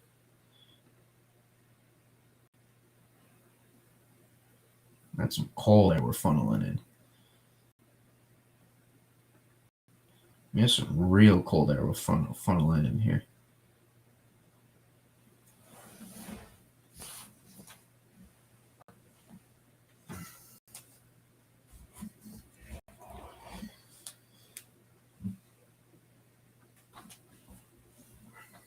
Right.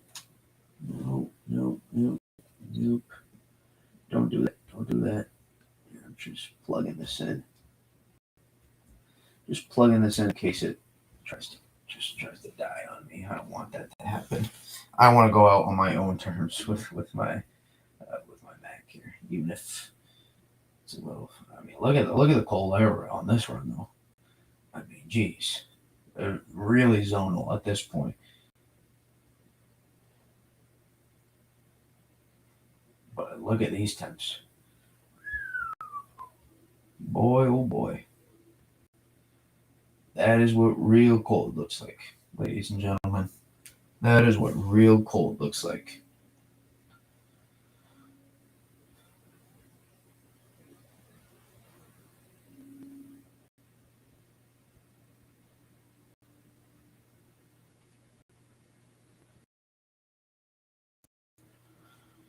Man, I don't want to give up on this one. I will give up on this one if you can assure me we're getting this one. However, I will do that. But I don't want to give up. I can't unsee what I saw. That was a beautiful 18Z GFS run. But again, what we could do, we can. It's hard. It's hard for 5 to 6 days out to get the changes if we really wanted to get. I'm not going to tell you exactly how. I would need to look a lot more deeper, but we would need to get. We need to push everything down. We need to push everything that's happening down, basically. So we need to push this down southeast, like 250 miles, basically.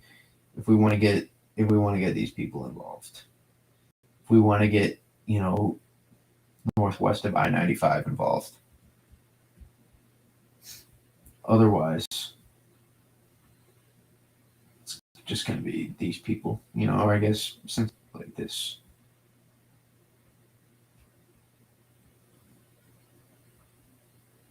And we want to get it like that. Because you can see eventually we're going to get a pretty strong upper level low to form. We got that piece that's going to kick in here. It's what's left over. I mean, we're going too fast. Whoa, too fast. It consolidates pretty fast. It's going to shunt off. It's going to happen here. It's going to use this almost to create a new southern vort as an upper level low. It's going to take whatever convection that's left from here, and it's going to shunt off all of this. You can see that pushing off to the east. So it's going to take some of it for its own, shunt this off to the east. Now, as this collides with here, I mean, this is going on here. These two pieces are kind of, combining as well. So technically, what I would like to see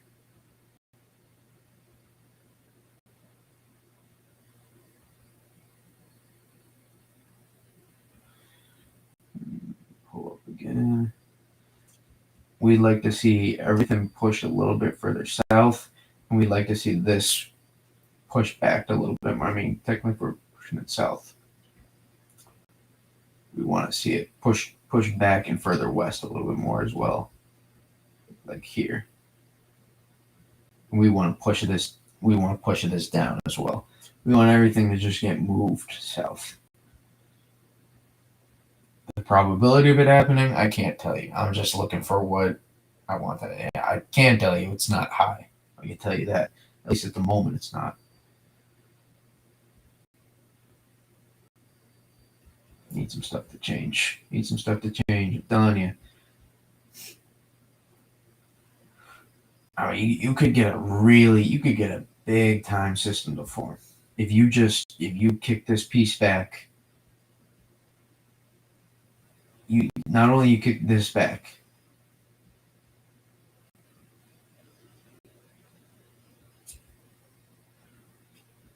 Right, so put this here instead of here. And now work this from what we got right here. Now push this, what's the base? Push the base of this trough 4 miles south now. And then you can get a big time widespread northeast snowstorm. With this particular system. And even bigger than what we were looking at. I kind of talked about that earlier in the stream. What we need to get to happen. It didn't look super realistic, but the Euro kind of gave a much more realistic way to get there. Complicated, super volatile, unpredictable, but more realistic way to get there.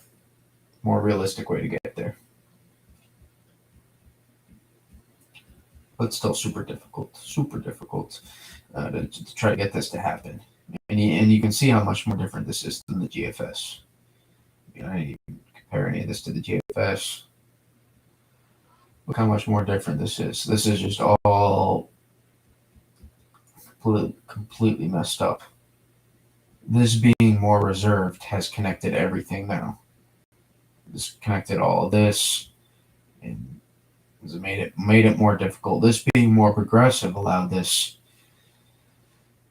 to kind of get out ahead of all this. We disconnected these two pieces a little bit more, and the Euro eventually, we see stream interaction eventually with this piece, but it's much more later in the run. So there's differences in, I guess you could say positive and negatives in different ways on both runs. Except it's not really positive or negative because we don't know how this is going to shape up.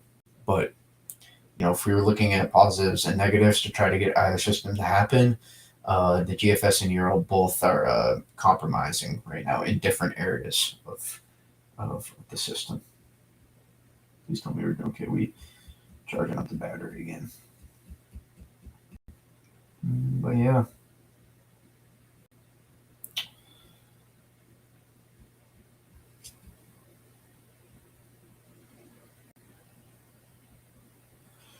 Curious. I always like to see how these runs play out, because if I'm gonna have to track one of these systems eventually beyond the short range, I want to know what I'm working with. Well, that's gonna be hard to get in anything. Not bad, but hard. Difficult to get something out of that.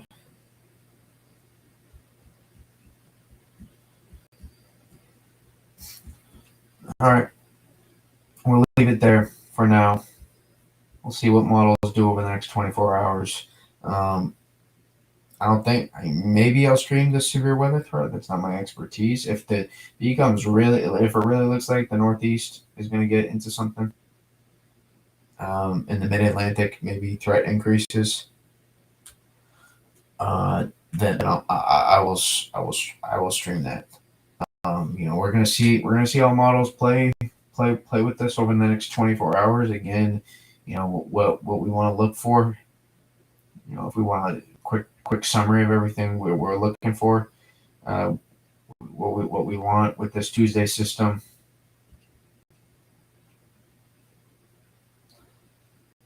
Basically, we want to shift our upper level low. We want to shift this about, our southern border. We don't want this to get so out in front. We want to shift this back a good 150 miles or so, and also shift the base of the trough. Everything that's making this happen, we want this to shift another 200 miles as well. If we want something like that to happen based on the euro, and I discussed prior all the pieces that it took to get to this scenario, and if you're just looking in now, you can play it back to get there. And if we want this system to happen,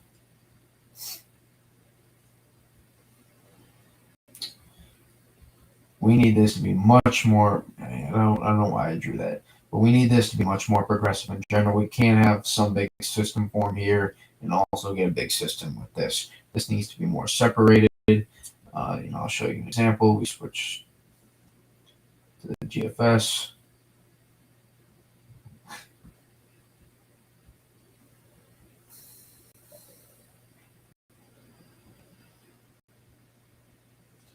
Notice how much more separated this is. Notice how much progressive the system before is. So much, and everything is disconnected. Not this on the euro. These pieces here are connected to this piece, and we have one big trough going on right now. Whereas on this 18Z GFS run, this was kind of its own thing, able to get going, and we weren't able to get anything to happen. With the Tuesday, Wednesday system on the GFS on some of these early runs, and that's how we get this system to get cranking.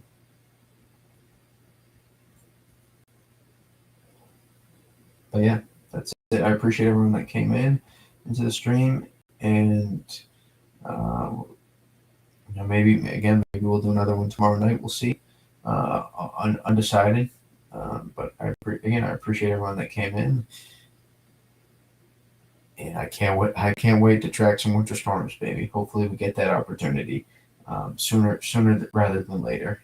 We're kind of tracking, not really tracking, just general breakdown to have an opportunity to track is kind of what we've been doing right now. Even though I spent like an hour on it, but still.